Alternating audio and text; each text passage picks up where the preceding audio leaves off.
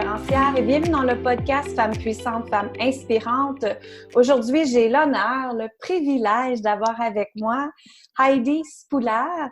Heidi, elle est une coach conférencière et vous l'avez probablement entendu sur l'aventurière intuitive. Elle est une dame qui a marché plus de 1332 km pendant 110 jours en 2018 et elle est une dame qui justement me disait, j'adorais l'exemple, elle est sexygénaire.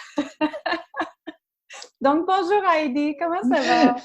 Salut Lynn, ça va très bien. Ça me fait plaisir d'avoir cet échange avec toi. Moi aussi, merci beaucoup. J'aimerais qu'on parle de qu'est-ce qui t'a emmené justement dans cette aventure-là de marche. Ça a été quoi ton déclic? Mon déclic, c'était une rencontre en groupe avec d'autres entrepreneurs. J'étais dans une sorte d'écœurement, d'écœurant aigu. J'avais cassé mon pied et j'avais pas le goût d'être là où j'étais.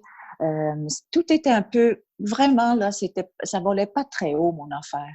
Et j'allais dans une rencontre avec un fameux mastermind. Hein, puis moi, j'ai donné une définition au mastermind. C'est un groupe de gens qui rêvent en couleur et qui vivent en noir et blanc. En tout cas, j'allais là à contre-cœur. Je voulais pas me faire brasser les puces. Il y avait un couple de Français qui était là et j'ai résisté. J'étais dans une mauvaise humeur. J'avais pas le goût d'être là et je suis tombée vraiment dans un piège de coach, de questions de coach, tu sais, que moi je posais. J'ai posé ça X fois dans ma vie de coach. Tu sais. Oui. Si tu n'avais aucune contrainte, qu'est-ce que tu ferais? Et là, ça sortit, je partirais dans un pèlerinage, je partirais faire le tour du monde à pied, je rencontrerais des gens. En tout cas, c'est là que ce projet-là a émergé, jusqu'au bout, là, jusqu'au bout. Je n'en revenais pas. Je crois que j'étais tellement dans un je m'en foutisme qu'il y avait une barrière qui était plus là, qui est tombée. Ça a été vraiment fantastique. On a fait ça en groupe. Hein? C'était vraiment une émergence de groupe. Quelqu'un qui m'a tout reflété ça. Mais bien sûr, avant ça, il y avait une période là vraiment de désenchantement, si je pourrais le dire comme ça. Puis je crois que c'est normal là, quand ça fait longtemps qu'on est dans son entreprise et puis qu'on fait un peu des efforts, mais qui portent pas nécessairement les fruits qu'on voudrait, qu'on a des choses il faudrait s'en occuper, mais on le fait pas. Tu sais, tout un peu ces dichotomies-là.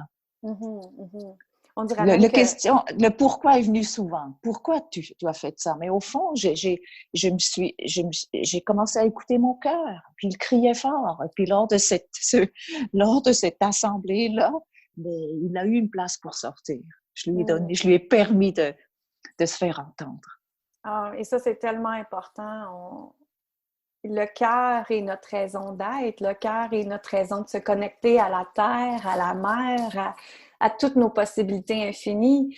Et quand tu parlais justement de performance, que tu sais, il faut réussir, qu'on se met beaucoup sur les épaules, le dos, et on en porte beaucoup, ben c'est là justement que l'énergie, elle est pas là, elle est pas créée pour ça.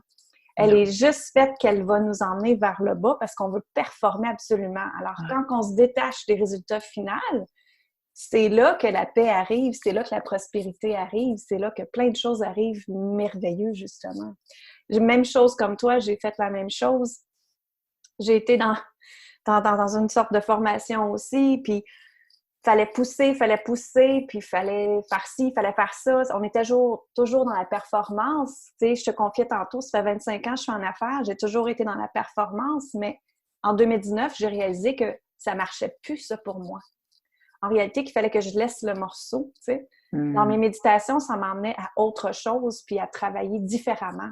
Puis c'est important, comme tu dis, de se connecter avec notre intuition, notre cœur. Puis c'était pour ça que je voulais t'interviewer aujourd'hui, parce que je trouve que il y a beaucoup, beaucoup de gens dans la performance et justement, ils s'en vont dans le burn-out, dans la dépression, dans le lâcher tout, puis à un moment donné, tu sais, je vois comme une espèce de marmite, que la marmite dans le couvert explose et que là, pouf, les gens explosent carrément et là, ça mène à des dépressions, des suicides, des choses comme ça, vraiment, qui emmènent dans l'énergie négative, qu'on n'en a pas besoin, alors que si on se reconnectait avec notre cœur, mon Dieu, que la planète changerait. Hein?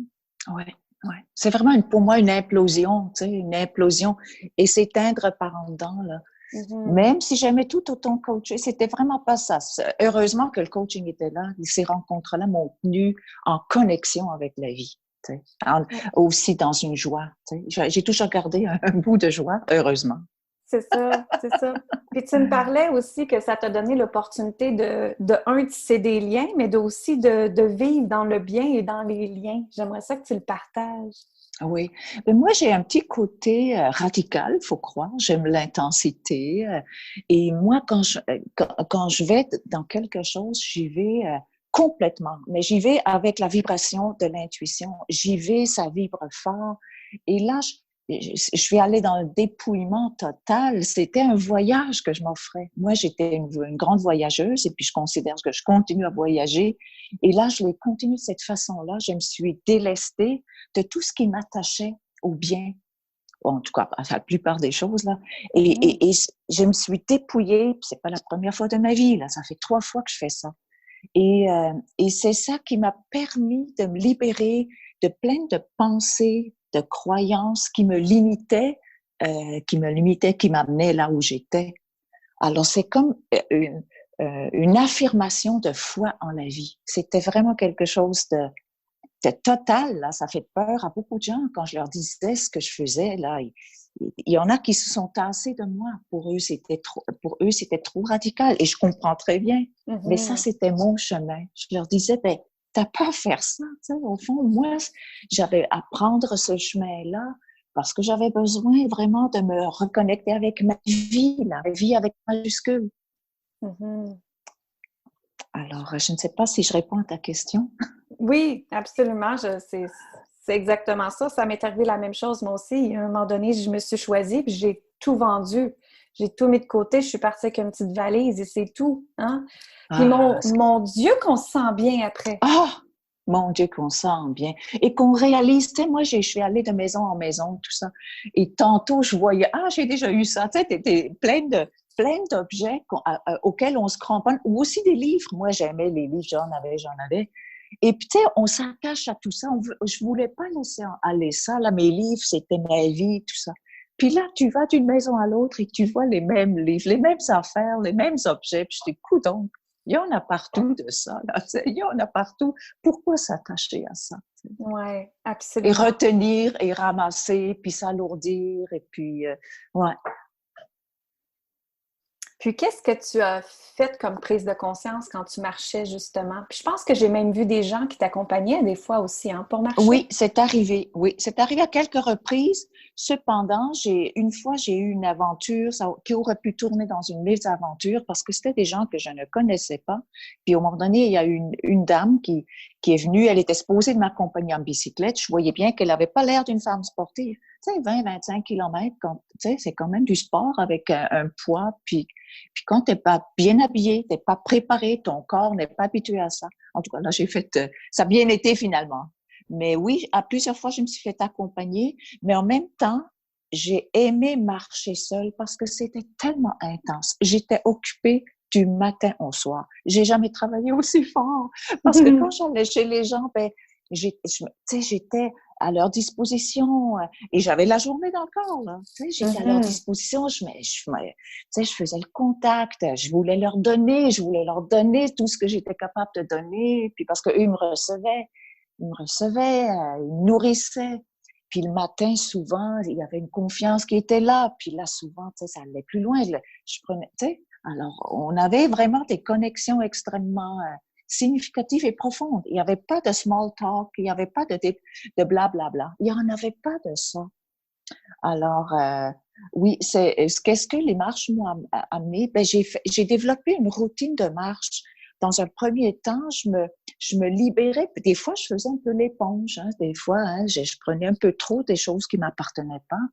Alors, c'était comme dans un premier temps, ben, je remerciais les gens, mais je me libérais de l'empreinte. Et dans un deuxième temps, je me ressourçais. C'était la deuxième phase. Et là, souvent, j'avais un mantra très, très simple. Je marchais là avec chaque pas. Merci, merci. Merci. Et j'étais dans la gratitude tout au long, même si ça n'a pas été facile, mais j'étais toujours dans la gratitude de pouvoir vivre ça. C'était tellement formidable. Tu sais, des gens qui t'ouvrent la porte, ils te connaissent ni d'Adam ni d'Ève. C'est hyper merveilleux, ça. Mais Hein? oui. Et puis, dans un troisième temps, la fatigue commençait à rentrer un peu. Mais là, je me préparais, tu sais, à une nouvelle rencontre ou à chercher une place. Des fois, j'avais pas de place. Et là, l'aventure, c'était une nouvelle aventure à ce moment-là qui commençait. Parce que est-ce que ton but, c'était de ne pas dépenser aucun argent? Le but, c'était pas ça, mais c'est sûr que c'était une contrainte. OK. C'était une contrainte et cette contrainte-là, elle m'a galvanisée. J'aurais jamais cru ça parce que j'aurais pu dire, OK, moi je croyais j'avais un rêve, j'avais un besoin connecté avec les gens. Je trouvais que j'avais une vie trop retirée, trop dans mon petit monde.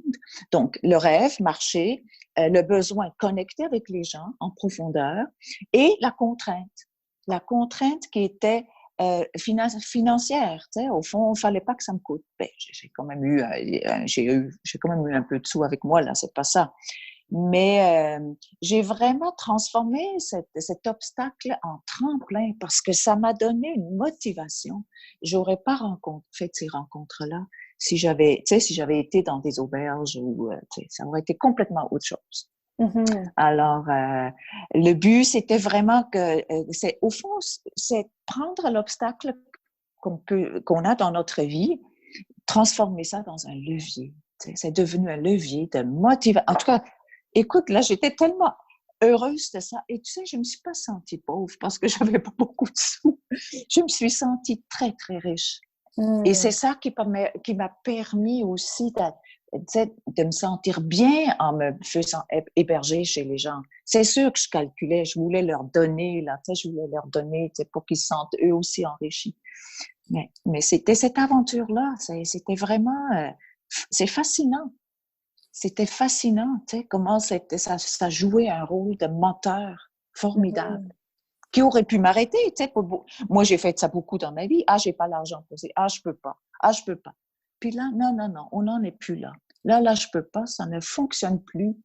On utilise ça et on va transformer ça. On sait pas comment. Et ça, on décide que ça va se transformer. J'adore ça. Ça va transformer parce qu'on a créé l'énergie pour. Oui. Et qu'on a fait une affirmation de foi. Tu sais, la vie va me soutenir, elle va me transporter. Et puis quand même, j'étais pas dans le désert du Sahara, là, tu sais, j'étais au Québec, tu sais. Tu avais marché de où à où déjà? Je suis partie de Montréal. Je suis partie avec sac à dos de Montréal, mes bottines, et puis j'ai été beaucoup dans les cantons de l'Est. D'ailleurs, maintenant, j'habite dans les cantons de l'Est en tant que nomade, mais parce que c'est ma place de cœur, tu sais. Je vivrai à ça depuis 25 ans. Puis là, j'ai décidé que ça serait maintenant que ça se passe. Hein? J'attends pas à avoir 80. Hein?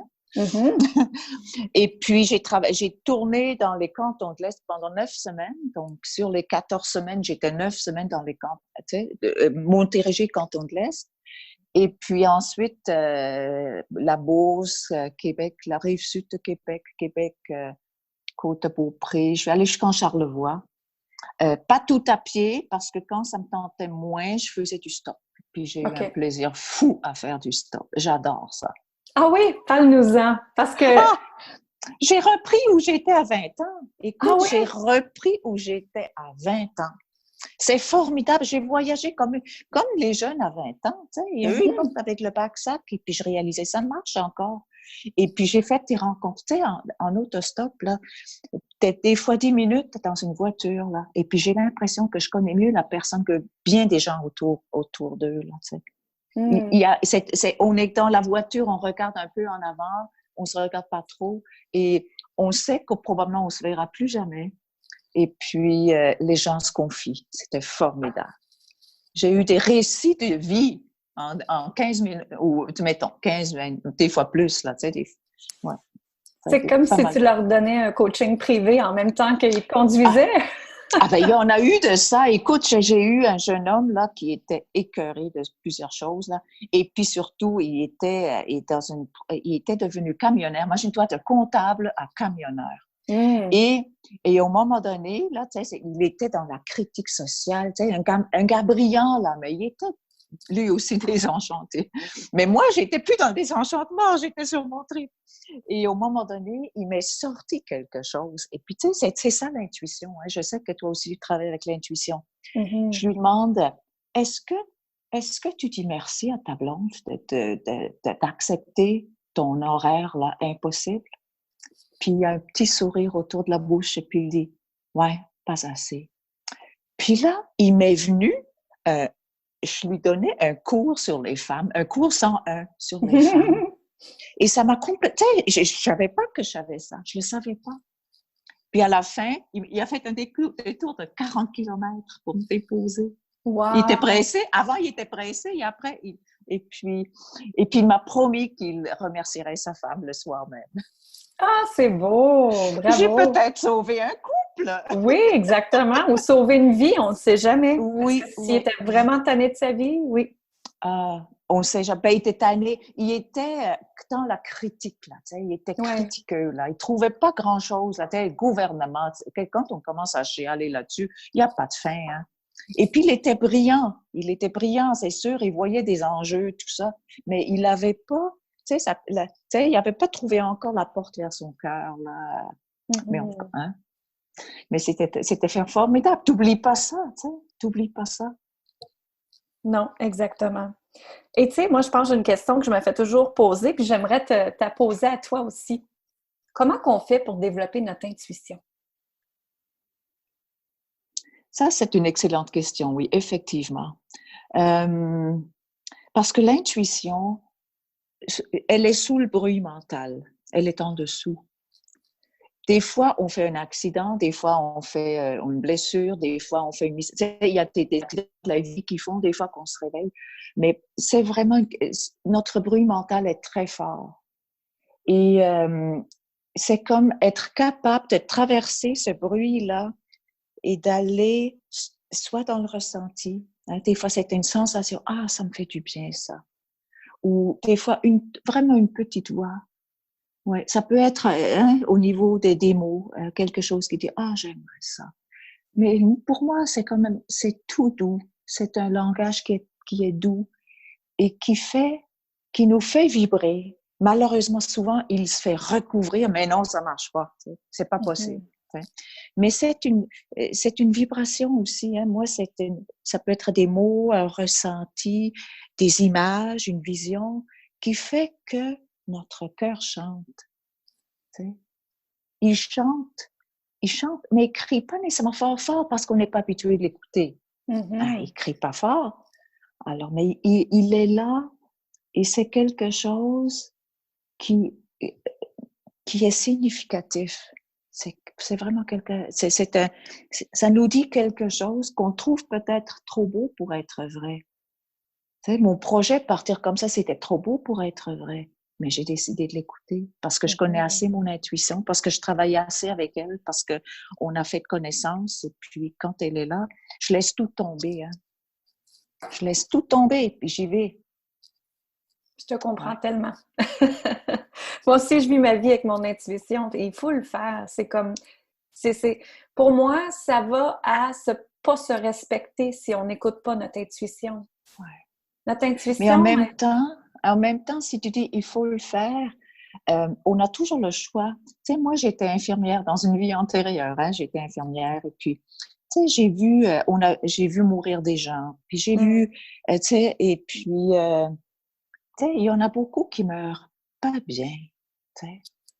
Et je crois que quand on n'a pas écouté son cœur, et puis l'intuition, pour moi, c'est le GPS vers le cœur, tu sais, pour Absolument. que le cœur se manifeste dans sa vie, dans toute sa splendeur. Mais si on n'a pas fait ce chemin-là, je crois que c'est très dur de mourir. Hein? C'est vrai. Ça veut dire des regrets, ça veut dire de la colère, surtout envers soi, tu sais, ça doit être terrible, tu sais. Puis, ouais. Donc moi, je me dis, c'est un cadeau qu'on se fait. C'est peut-être un cadeau essentiel, c'est peut-être même de l'oxygène qu'on se donne. Ah, absolument. Ouais. Dans ce sens-là, il faut le faire. C'est juste que j'aime pas il faut, là. Mais en même temps, au moment donné, je pense que la vie, oui, elle nous met à une place où on a besoin de faire ce choix-là. Si on veut pas rester médicamenté à vie, ou dépressif à vie, ou Exact. enragé à vie.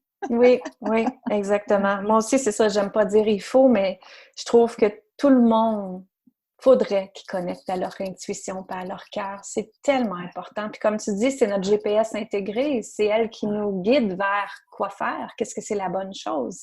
Et en même temps, c'est lié avec notre foi. Ouais.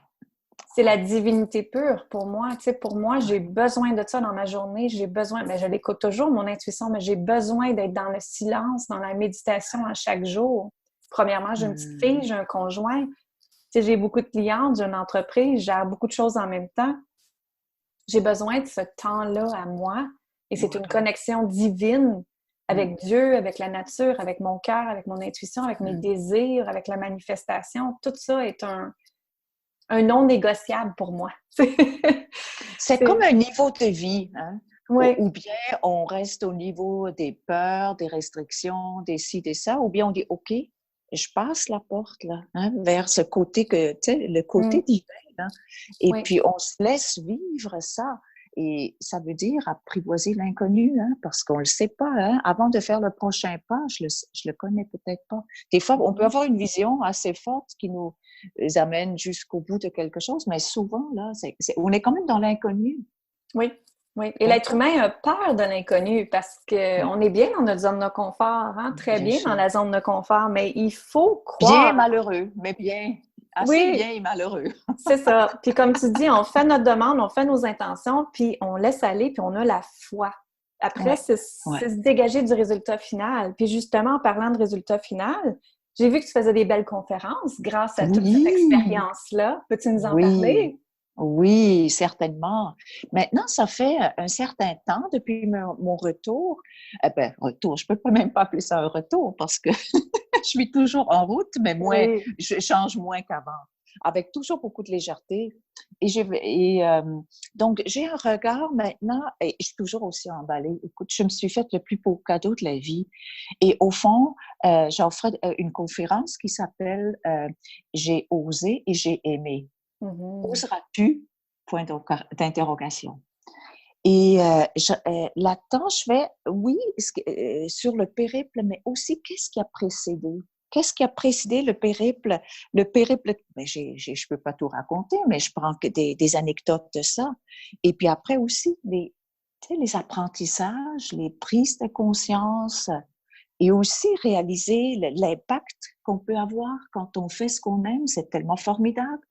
J'ai jamais eu autant d'impact. Et puis des fois, je le sais pas. Tu sais, je marchais, puis il y avait des gens, je savais pour une dame qui souffrait de cancer, qui est morte depuis, et puis quelqu'un m'a dit, tu sais, elle te suit. Wow! Je marche toute seule, là, tu sais. Hein? Puis il pleut, il vente, et puis là, au fond, je suis pas seule, tu sais. Donc, il y a une communion de gens qui sont sur le chemin vers cette expansion de foi en la vie. Et je trouve ça formidable. Donc, c'est ça, moi, je veux que les gens sortent avec un boost de cette rencontre-là, qu'ils aient le goût de poser un geste qui va dans la direction qui va leur demander d'oser, sans trop savoir. Des fois, on sait, des fois, on ne sait pas. Et on n'a pas besoin de savoir. Donc, donc, je fais ça dans un cercle. Ça peut être très intimiste avec un petit groupe chez une personne, chez elle à la maison, ou bien des conférences publiques. Puis, c'est formidable. C'est ma façon de continuer mon voyage. Oui, exactement. Bien, merci infiniment. En tout cas, je te trouve vraiment inspirante, peu importe l'âge. Hein? Puis moi, c'est ça, je m'en trouve femme. Peu importe l'âge que l'on a, on peut réussir, là. On peut se retourner à l'école, on peut faire un voyage, on peut réaliser nos rêves. Il s'agit d'y croire, d'avoir la foi, d'écouter notre intuition, de s'ouvrir à l'expansion, comme tu viens de dire, au cœur. Puis c'est absolument merveilleux. Les merveilles arrivent après. La magie opère, hein? Oui. Derrière l'inconfort, il y a la magie. J'aime beaucoup cette phrase-là. Derrière l'inconfort, il y a la magie. Absolument. Et c'est aussi, on n'est pas obligé de vieillir. C'est sûr, là, le corps va vieillir, mais le reste, ça n'a pas besoin de vieillir. Au contraire, je pense quand on va vers son cœur, on va vers une jeunesse, là, une jeunesse très puissante, une jeunesse très rayonnante. Et puis, c'est ça, moi, je suis sexygénaire. Et puis, ça n'arrête pas. On aime ça voir des gens qui sont rayonnants, peu importe Oui. leur âge. Puis moi, j'ai besoin de voir qui ont 10, 20, 30 ans plus que moi, qui sont rayonnants. Tu sais? C'est pour moi un bel exemple. Ça m'encourage de continuer dans cette voie-là aussi. Puis si je peux inspirer les plus jeunes, ben, tant mieux. Tu sais? Je me sens pas plus vieille qu'elle, que ou elle. Là. Mais ouais, je l'ai quand même. Je veux dire, je nie pas mon âge du tout. Là, tu sais. Oui, mais merci infiniment. Où est-ce que les gens peuvent te rejoindre? Comment ils peuvent te rejoindre? Es-tu sur Facebook, Instagram? As-tu un site web? Mais mon site web, je le donne pas dans le moment là parce que je vais peut-être le fermer puis faire un nouveau parce que ça a bougé, c'est sûr. Hein, cette aventure-là, ça a changé ma vie. Et j'ai ma page Facebook qui est l'aventurière intuitive. Alors, on me trouve là-dessus, on peut me contacter via ça. J'ai ma page personnelle Heidi Spuller avec mon nom. Et puis, voilà. Mais allez sur Internet, googlez-moi, puis vous pouvez pas me manquer. Ben oui, vive Google! C'est juste qu'on ne sait pas avec mon nom de famille. Hein. Donc, on peut se tromper à ce niveau-là. Mais j'imagine que tu vas mettre peut-être un lien, quelque chose? Oui, je vais mettre les liens, vont être là. Parfait. Merci énormément toi, Heidi. Ça fait plaisir, Lynn. C'était un bel échange ce matin avec toi. Ça m'a fait bien plaisir. Je vous remercie sincèrement de suivre Femmes puissantes, Femmes inspirantes. Maintenant, on est rendu avec des gens partout, en Europe, en Espagne, en Belgique, en Afrique, au Canada, au Québec. Je vous remercie sincèrement.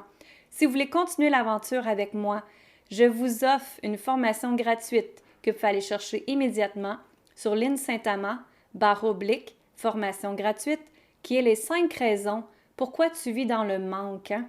Le manque de temps, le manque d'argent, le manque d'amour et le manque d'abondance. N'oublie jamais que ton reflet extérieur correspond à ton reflet intérieur. Alors si tu veux changer, redesigner ta vie, recréer ta vie comme toi tu désires, bien viens changer ta fréquence, ton niveau d'abondance, ta confiance et ta puissance dans cette formation-là qui est gratuite sur linsaintamant/formation gratuite. En plus, j'ai mis un beau bonus. J'ai une méditation qui permet d'accéder ta vie idéale que toi tu désires. Pas celle que le voisin désire, mais que toi tu désires. N'oublie jamais que tu es une personne extraordinaire, une femme puissante, une femme qui peut inspirer autres personnes. Et moi, je te remercie sincèrement de faire partie de ma vie. Amour, gratitude et lumière. Lynn Saint-Amand, bonne fin de journée à vous. Bye bye.